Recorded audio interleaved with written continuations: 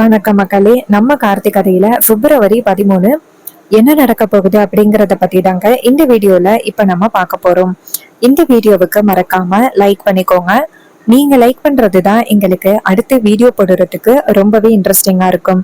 So மறக்காம like பண்ணிட்டு இந்த வீடியோவை பாருங்க. என்ன நடக்குது அப்படின்னு பாத்துக்கிட்டீங்கன்னா, நம்ம ஹீரோவும் மயிலும் சேர்ந்து அந்த இடத்துல நின்றுகிட்டு இருக்காங்க. அதாவது அவங்க அம்மாவுக்கான செலை வச்சிருக்காங்கல்ல, அந்த இடத்துல எல்லாத்தையும் பார்த்துக்கிட்டு இருக்காங்க. எல்லாமே சரியா நடக்குதா அப்படின்னு. அப்பதான் அதிகாரிங்க நிறைய பேர் வராங்க. அதிகாரிங்களை பார்த்ததும் ஹீரோ அதிகாரிங்களை பார்த்து, வணக்கம் சார், என்ன இந்த பக்கம் வந்திருக்கீங்க அப்படின்னு. மயில் சொல்றாரு, சார் இங்க பாருங்க, நாங்க வந்துட்டு இது எங்களோட இடம், அதுக்கான டாக்குமெண்ட் எல்லாமே எங்க கிட்ட இருக்கு. தேவையில்லாம மறுபடியும் இந்த இடத்துல எதுவும் பண்ணக்கூடாது அப்படின்னு சொல்றதுக்கு உங்களுக்கு ரைட்ஸ் கிடையாது. அதுக்கு அதிகாரிங்க சொல்றாங்க, இங்க பாருங்க சார், நாளைக்கு அமைச்சர் வரதான் நாங்க கேள்விப்பட்டோம். சோ அதான் இந்த இடத்த நாங்க செக் பண்றதுக்காக வந்திருக்கோம். இதை கேட்டதும் ஹீரோவும், சரிங்க சார், செக் பண்றதும் நல்லதுதான், செக் பண்ணுங்க அப்படின்னு சொன்னதும் அதிகாரிங்க அந்த இடத்த ஆய்வு பண்ண ஆரம்பிக்கிறாங்க. எல்லா இடத்தையுமே ஆய்வு பண்ணிட்டு நேரா ஹீரோவை பார்த்து, சார் இங்க எந்தவித பிரச்சனையும் இல்லை, அதிகாரிகளும் நாங்க இருப்போம், ஏன்னா அமைச்சர் வராங்கல்ல, சோ இந்த இடத்த பாதுகாப்பா பாத்துக்க வேண்டியது எங்களோட கடமை. அப்ப ஹீரோ சொல்றாரு, சரிங்க சார் அப்படின்னு. அதிகாரிங்க அந்த இடத்துல இருந்து போனதோட மயிலே நேரா ஹீரோவை பார்த்து, சகல, கண்டிப்பா நாளைக்கு நடக்க போற அந்த திறப்பு விழாவை நிறுத்துறதுக்காக கண்டிப்பா நம்மளோட எதிரிகள் பிரச்சனை கொடுக்கறதுக்கு நிறையவே வாய்ப்புகள் இருக்கு. சோ நம்ம தான் கொஞ்சம் பாதுகாப்பா இருக்கணும் அப்படின்னு. அப்ப ஹீரோ சொல்றாரு, ஆமாம், எப்படியும் அவங்க பிரச்சனை பண்ணுவாங்க, சோ அதுல இருந்து நம்ம கொஞ்சம் பாதுகாப்பா இருக்கணும் அப்படின்னு சொல்லி பேசிக்கிட்டு இருக்காங்க. அதுக்கப்புறம் பொழுது விடியுது. பொழுது விடிஞ்சதும் நம்ம ஹீரோ நேரா அவங்க அத்தைய பார்த்து, அத்தை, எங்க அம்மாவோட திறப்பு விழா இன்னைக்கு, சோ நீங்க வந்தீங்கன்னா நல்லா இருக்கும், தயவு செஞ்சு வந்து அந்த திறப்பு விழாவில கலந்துக்கிடுங்க அத்தை அப்படின்னு சொல்ல, ஈஸ்வரி சொல்றாங்க, ஏய், நீ என் தங்கச்சி கிட்ட என்ன சவால் விட்ட அப்படிங்கிறது எனக்கு நல்லாவே தெரியும். ஒருவேளை இந்த ஃபங்க்ஷனுக்கு நான் வரல அப்படின்னா இந்த வீட்டை விட்டு போறதா நீ என் தங்கச்சி கிட்ட சவால் விட்டுருக்க. நீ அப்படிப்பட்ட சவால் விடும் பொழுது நான் எப்படிடா வரேன்னு ஒத்துக்க முடியும்? இங்க பாரு, என்ன நடந்தாலும் சரி, நான் கண்டிப்பா வரமாட்டேன் அப்படின்னு. இது கேட்டதும் ரேவதி சொல்றாங்க, அம்மா, அவர் உங்க மேல நிறையவே மரியாதை வச்சிருக்காருமா, அந்த மரியாதையினாலதான் நீங்க வந்து அவங்க அம்மாவோட சிலையை திறந்து வித்தா நல்லா இருக்கும் அப்படின்னு நினைக்கிறாரு. பட் நீங்க இப்படி நினைக்கிறது என்னமா நியாயம்? அதுக்கு ஈஸ்வரி சொல்றாங்க, இங்க பாரு, என்ன ஆனாலும் சரி, என்னோட முடிவு இந்த முடிவுதான், நான் கண்டிப்பா வரமாட்டேன் அப்படின்னு. இதை கேட்டதோ ரொம்பவே கவலைப்படுறாங்க நம்ம ஹீரோ. அப்புறம் வில்லி நேரா அவங்கள பார்த்து, இங்க பாருங்க, அக்காவோட கோவத்தை பத்தி உங்க எல்லாருக்குமே தெரியும், அக்கா கண்டிப்பா ஒத்துக்க மாட்டா, நீங்க எல்லாரும் என்ன சத்தம் போட்டாலும் அக்கா வரத்துக்கு வாய்ப்பே இல்லை அப்படின்னு சொன்னதும் எல்லாருமே ரொம்ப அமைதியாவும் சோகமாவும் நிக்கிறாங்க. அப்ப ராஜா நேரா வில்லிய பார்த்து, இங்க பாரு, நீ ஒருத்தி தான் ஈஸ்வரி இப்படி முடிவெடுக்கிறதுக்கு காரணம். உன் இஷ்டத்துக்கு நீ பாட்டுக்கும் அவ வரமாட்டா அப்படி இப்படின்னு சொல்லி அவளை இன்னும் கோவப்படுத்திக்கிட்டே தான் இருக்கிற. நீ அப்படி பேசுறதுனாலதான் சந்திராவும் ஈஸ்வரியும் உன் பேச்சு கேட்டுக்கிட்டு வர முடியாது அப்படின்னு இப்படி எல்லாம் பேசிக்கிட்டு இருக்கா அப்படின்னு சொல்லி பேசுறாங்க.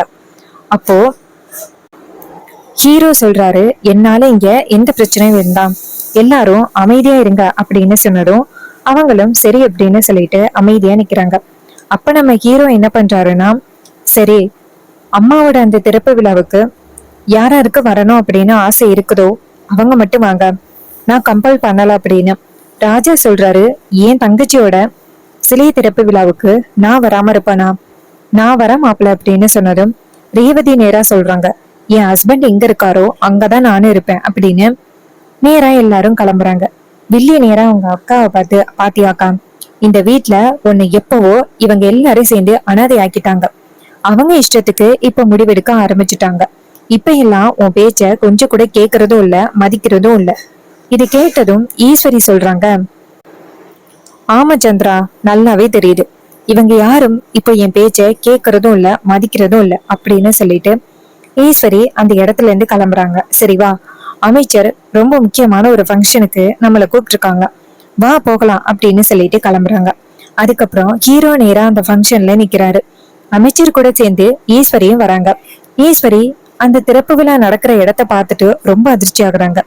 என்னடா இது, எந்த இடத்துக்கு வரக்கூடாது அப்படின்னு நினைச்சோமோ இப்போ அந்த இடத்துல வந்து நிக்கிறமே அப்படின்னு ரொம்ப ஷாக் ஆகுறாங்க. அப்ப நம்ம ஹீரோ நேரா அவங்க அத்தைய பார்த்து, அத்தை வாங்க வணக்கம் அப்படின்னு சொன்னதும் அமைச்சர் நேரா ஹீரோவை பார்த்து, என்ன தம்பி இது, இவங்கள அத்தைன்னு சொல்றீங்க, உங்களுக்கு அத்தையா இவங்க? அப்ப ஹீரோ சொல்றாரு, ஆமா மேடம், இவங்க எனக்கு அத்தை அப்படின்னு. அப்ப அவங்க சொல்றாங்க, என்ன மேடம் இது, இது உங்க வீட்டோட ஃபங்க்ஷன், உங்க வீட்டு ஃபங்க்ஷனுக்கு ஏதோ விருந்தாளி மாதிரி வரீங்க, வாங்க அப்படின்னு சொல்லிட்டு வராங்க. அதுக்கப்புறம் ஃபங்க்ஷன் வந்துட்டு ஸ்டார்ட் ஆகுது. அமைச்சர் வந்துட்டு அந்த சிலையை ஓபன் பண்றதுக்காக போறாரு. அதே நேரம் சிவனாண்டி, முத்து எல்லாருமே அங்க ஒரு சிறப்பான சம்பவம் நடக்கணும் அப்படின்னு காத்துக்கிட்டு இருக்காங்க. அப்பதான் அமைச்சர் நேரா ஈஸ்வரிய பார்த்து, அம்மா என்னம்மா நீங்க ஓரமா நிக்கிறீங்க, இந்த ஊரோட தலைவி, இவங்க உங்க சொந்தக்காரவங்க வேற, உங்களுக்கு இல்லாத உரிமை யாருக்கு இருக்கு, வாங்க ரெண்டு பேரும் சேர்ந்து ஓபன் பண்ணலாம் அப்படின்னு சொன்னதும் ஈஸ்வரி சொல்றாங்க, இல்ல மேடம், நீங்க தான் பெரியவங்க, நீங்களே ஓபன் பண்ணுங்க அப்படின்னு சொன்னதும் நம்ம ஹீரோ சொல்றாரு, அவங்களே சேர்ந்து ஓபன் பண்ணா நல்லா இருக்கும் அப்படின்னு. ஈஸ்வரி முறைக்கிறாங்க. அப்ப அமைச்சர் சொல்றாங்க, அதான் அவங்களே சொல்லிட்டாங்களே, வாங்க அப்படின்னு சொன்னதும் அப்போ ஈஸ்வரி அந்த இடத்துல வந்து ஓபன் பண்ண போறாங்க. அப்போ டக்குல அந்த இடத்துல வந்துட்டு நின்னுங்க அப்படின்னு சொல்றாங்க. அப்போ அதிகாரிங்க எல்லாம் வந்து நிக்க, அப்போ அதிகாரிங்க சொல்றாங்க, மேடம் அந்த ரிமோட்டை அமுக்காதீங்க அப்படின்னு. அதுக்கு அமைச்சர் கேக்குறாங்க, ஏன் என்னாச்சு அப்படின்னு. அதிகாரிங்க சொல்றாங்க, மேடம் இங்க ஆபத்தான பொருள் இருக்கு அப்படின்னு. இது கேட்டதும் ரொம்பவே ஷாக் ஆகுறாங்க அமைச்சர். எல்லாருமே அதிர்ச்சி ஆகுறாங்க. அதிகாரிங்க அந்த இடத்த செக் பண்ண போக, எல்லாரும் இந்த இடத்த விட்டு போங்க அப்படின்னு எல்லாரையுமே அந்த இடத்த விட்டு அனுப்புறாங்க. அப்ப மயிலி நேரா ஹீரோவை பார்த்து, என்ன சகல இது, நேத்து தான் வந்து செக் பண்ணிட்டு போனாங்க, இப்ப எப்படி ஆபத்தான பொருள் இருக்கும் அப்படின்னு. அப்ப ஹீரோ சொல்றாரு, இது கண்டிப்பா அந்த முத்துவோட வேலையாதான் இருக்கும், அந்த சந்திரா இவங்க எல்லாருமே சேர்ந்து இப்படிப்பட்ட ஒரு காரியத்தை பண்ணிருக்காங்க, சரி இருக்கட்டும் பாத்துக்கலாம், அந்த அதிகாரிங்க தான் வந்துட்டாங்களே, ஏதோ சரியான நேரத்துல கண்டுபிடிச்சு கண்டிப்பா அங்க இருக்கிற பொருளை கண்டுபிடிச்சிருவாங்க அப்படின்னு. அதிகாரிங்க கரெக்டா கண்டுபிடிச்சு அதை எடுத்துடுறாங்க. எடுத்துட்டு வெளியில வந்துட்டு அதை டீஆக்டிவேட் பண்றாங்க. அமைச்சர் இதை பார்த்துட்டு, என்ன இது, சாதாரண கிராமத்துல இப்படிப்பட்ட ஒரு விஷயம் நடக்குது. அதுக்கு அதிகாரிங்க சொல்றாங்க, இங்க பாருங்க மேடம், இதுக்கு யாரு காரணமோ அவங்களுடைய கைரேகையை வச்சு சுலபமா கண்டுபிடிச்சிடலாம். அதுக்கு அதிகாரிங்க சொல்றாங்க, ஆமா அப்படின்ட்டு. ஈஸ்வரி இதையெல்லாம் பார்த்துட்டு ஷாக் ஆகுறாங்க. அமைச்சர் சொல்றாங்க, அந்த இடத்துல இப்படி ஆகிருச்சு, இங்க பாருங்க தம்பி, சரி வாங்க அந்த சிலையை ஓபன் பண்ணலாம் அப்படின்னு மறுபடியும் சிலையை திறக்கிறாங்க. இது எல்லாம் பார்த்துட்டு ஈஸ்வரிக்கு ரொம்ப அதிர்ச்சியா இருக்கு. சாதாரண இந்த இடத்துல ஏன் இப்படிப்பட்ட ஒரு விஷயம்லாம் நடக்கணும், கண்டிப்பா இவன் அப்படி பண்றவன் கிடையவே கிடையாது, வேறு ஏதோ ஒண்ணு நடந்திருக்கு, இதுக்கு பின்னாடி யாரும் இந்த சிலையை ஓபன் பண்ண கூடாது அப்படிங்கிறதுக்காக இப்படிப்பட்ட ஒரு காரியத்தை பண்ணிருக்காங்க அப்படின்னு. அதுக்கப்புறம் அமைச்சர் நேரா ஹீரோவை பார்த்து, இங்க பாருங்க சார், இந்த மாதிரி ஒரு ஃபங்க்ஷனுக்கு என்ன கூப்பிட்டதுக்கு ரொம்ப தேங்க்ஸ், நான் கிளம்புறேன் சார் அப்படின்னு சொன்னதும் நம்ம ஹீரோவும் சரிங்க மேடம் அப்படின்னு சொல்ல அவங்க அந்த இடத்துல இருந்து கிளம்புறாங்க. அதுக்கப்புறம் நம்ம ஹீரோவுக்கு அந்த முத்துப்பாண்டியும் சிவனாண்டியும் தான் இந்த வேலையை பண்ணிருப்பாங்க அப்படிங்கிறது தெரியுது. நம்ம அம்மாவோட பிறந்த நாள் அன்னைக்கு சிலையை திறக்கலாம் அப்படின்னு முயற்சி பண்ணா இவனுங்க எல்லாருமே சேர்ந்து அம்மாவோட இந்த பிறந்தநாள் விழாவை கெடுக்கிறதுக்காக இப்படிப்பட்ட ஒரு காரியத்தை பண்ணிருக்கானுங்க. இவனுங்களை இதுக்கு மேல விடுறது நல்லதே கிடையாது, இவனுங்களுக்கு சரியான ஒரு ஆப்பு வைக்கணும் அப்படின்னு நம்ம ஹீரோ என்ன பண்றாருன்னா நேரா அதிகாரிங்களை போய் பாக்குறாங்க. பார்த்துட்டு, சார் இதுக்கு யாரு காரணம் அப்படின்னு தெரியும், வாங்க சார் அப்படின்னு சொன்னதும் அதிகாரிங்க சொல்றாங்க, இங்க பாருங்க தம்பி, எங்க கிட்ட சரியான சாட்சி இல்லைன்னா வர முடியாது சார். இது கேட்டதும் ஹீரோ சொல்றாரு, சரிங்க சார், அப்ப இந்த விஷயத்த நான் பாத்துக்கிறேன் அப்படின்னு சொல்லிட்டு அந்த இடத்துல இருந்து கிளம்புறாங்க. ஹீரோவும் மயில சேர்ந்து அந்த சிவனாண்டியோட வீட்டுக்கு போறாங்க. அங்க ஏற்கனவே சந்திரா சிவனாண்டி கிட்ட போயிட்டு, என்னங்க ஏதாவது பிளான் பண்ணீங்களா இல்லையா, ஏதாவது ஒர்க் அவுட் ஆனிச்சா இல்லையா அப்படின்னு கேட்க, அதுக்கு அவர் சொல்றாரு, இங்க பாரு, என்னால முடிஞ்ச அளவுக்கு அந்த ஃபங்க்ஷனை நிப்பாட்டுறதுக்காக நான் நிறைய ட்ரை பண்ணிட்டேன், கடைசியில அங்க ஆபத்தான பொருள் இருந்தது எப்படி அவனுங்களுக்கு தெரிய வந்துச்சுன்னு எனக்கு இன்னுமே புரியவே இல்லை. இது கேட்டதும் சந்திரா சொல்றாங்க, ஆமாங்க எனக்கும் ஒன்னும் புரியல அப்படின்னு பேசிக்கிட்டு இருக்காங்க. ஹீரோ நேரா சிவனாண்டியோட வீட்டுக்கு வராரு. அங்க சிவனாண்டி, சந்திரா, அந்த முத்து 3 பேரும் ஒன்னா இருக்கிறத பார்த்துட்டு நம்ம ஹீரோ நேரா 3 பேரையும் பார்த்து, 3 பேரும் என்ன பண்ணீங்க அப்படிங்கிறத நான் கண்டுபிடிச்சிட்டேன். ஆபத்தான பொருளை அங்க வச்சுட்டு எங்க அம்மாவோட அந்த பிறந்த நாள் விழாவை ஸ்டாப் பண்ணணும் அப்படின்னு நீங்க எல்லாருமே சேர்ந்து முயற்சி பண்ணிருக்கீங்க. உங்களை நான் கண்டிப்பா சும்மா விட மாட்டேன் அப்படின்னு சொல்லிட்டு மயிலு வந்துட்டு அந்த இடத்துக்கு வராரு. அப்போ சந்திரா நேரா அந்த இடத்துல இருந்து தப்பிச்சு போக பார்க்க, மயிலே நேரா சந்திராவை டக்குன்னு பிடிச்சுக்கிட்டு எங்க போக பாக்குறீங்க? உங்க 3 பேருக்கு சிறப்பான தரமான சம்பவம் மாப்பிள்ள ரெடி பண்ணிருக்காரு அப்படின்னு 3 பேருமே கொண்டு போய் ஒரு மரத்துல கட்டி போடுறாங்க. ஹீரோ கையில ஒரு சாட்டை எடுக்கிறாரு. எடுத்துட்டு வந்து 3 பேரையும் பார்த்து, எங்க அம்மா எதுக்காக எப்படி இறந்தாங்க அப்படிங்கறது எனக்கு தெரியும். அது தெரிஞ்சும் நான் அமைதியா இருந்தேன். எதுக்கு தெரியுமா? எங்க அம்மா என்னை ஒரு காலம் அந்த மாதிரி என்னை வளர்க்கவே இல்லை. தப்பு பண்ணவங்களுக்கும் ஒரு வாய்ப்பு கொடுக்கணும் அப்படின்னு வளர்த்துருக்காங்க. ஆனா எங்க அம்மாவோட பிறந்தநாள் விழாவை கொண்டாடணும்னு நினைக்கிறப்போ நீங்க எங்க அம்மாவுக்கு எவ்வளவு பெரிய பிரச்சனையை கொடுக்க பாக்குறீங்க. நீங்க பண்ற அநியாயம் எல்லாத்தையுமே இப்படியே வேடிக்கை பார்த்துக்கிட்டு இருப்பேன் அப்படின்னு நினைச்சீங்களா? எங்க அம்மாவோட அந்த பிறந்த நாள் விழாவை கெடுக்கிறதுக்காக இப்பேற்பட்ட ஒரு காரியத்தை பண்ணிருக்கீங்க. இதுக்கு மேலேயும் உங்களை நான் வேடிக்கை பார்த்துக்கிட்டு இருப்பேனா அப்படின்னு நம்ம ஹீரோ கையில சாட்டை எடுத்து 3 பேரையும் வெளுத்து கட்டுறாரு. 3 பேருமே செம்ம ஷாக் ஆகுறாங்க. சந்திரா கதறாங்க, தயவு செஞ்சு என்னை விட்டுரு அப்படின்னு. அப்ப வெள்ளை நேரா ஹீரோ பார்த்து, இங்க பாரு, தயவு செஞ்சு என் மனைவியை விட்டுரு அப்படின்னு சொல்லிட்டு பேசுறாங்க. அதுக்கப்புறம் ஹீரோ 3 பேரையும் பார்த்து, இனிமே இந்த மாதிரி விஷயத்துல தலையிட்டீங்க அப்படின்னா அவ்வளோதான் அப்படின்னு சொல்ல, சந்திரா சொல்றாங்க, சரி இதுக்கப்புறம் நாங்க தலையிடவே மாட்டோம் உன்னோட பிரச்சனையில அப்படின்னு சொன்னதும் ஹீரோவும் இதுக்கப்புறம் தலையிட்டீங்கன்னா அப்புறம் இருக்கு அப்படின்ட்டு ஹீரோ நேரா மயில பார்த்து, சரி வாங்க போகலாம் அப்படின்னு சொல்லிட்டு அந்த இடத்துல இருந்து கிளம்புறாங்க. அப்போ சந்திரா வந்துட்டு, இவன் இப்படி பண்ணுவான் அப்படின்னு நான் கொஞ்சம் கூட எதிர்பார்க்கவே இல்லை.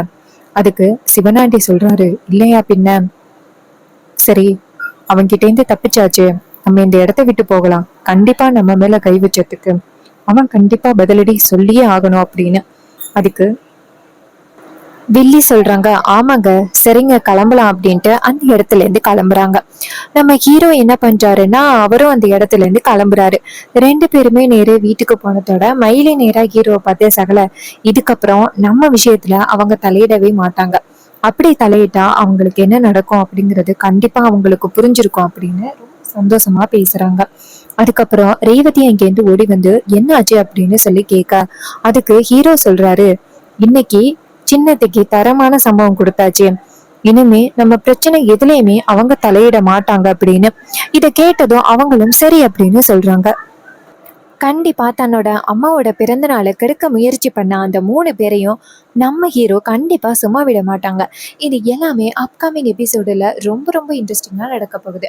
ஸோ இதே மாதிரி இன்னுமே அப்டேட்ஸ் வேணும் அப்படின்னு நீங்க நினைச்சீங்கன்னா மறக்காம நம்ம சேனலை சப்ஸ்கிரைப் பண்ணிட்டு பக்கத்துல உள்ள பெல் ஐகானையும் கிளிக் பண்ணி ஆல்ல செட் பண்ணிக்கோங்க.